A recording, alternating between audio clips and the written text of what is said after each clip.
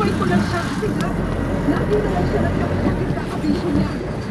Kapag sana kung may pambayad tayo palagi sa doktor at pambili ng gamot. Eh, nag-aalala lang naman pala siya sa inyo eh. Tapos sinaktan nyo. Kung ano-ano mas sinabi niyo sa kanya. Ngayon tayo sumasama na kayo ha.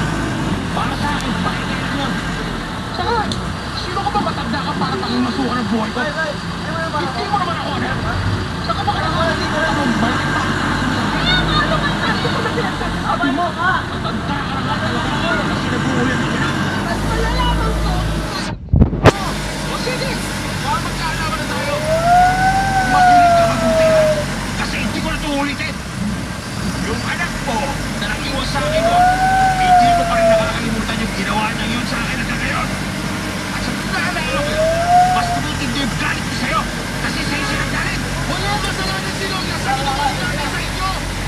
Bakit ba si Lola sinisisi nyo? Hindi ba katuwin na ginagawa nyo kay Lola, tay? Hindi ka kapit.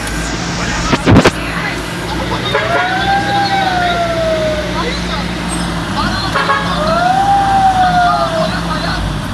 Hindi ko alam kung hindi ko pa rin alam o nagbubulang-bulangan niya kayo. Bakit ba ako'y masa?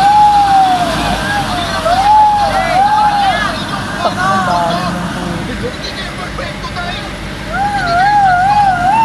Umabas na kayo para sa maliit ni Marito. Alam nyo, meron pa ako patutuyan kung bakit nagkakaroon ng benefit. Ayan na!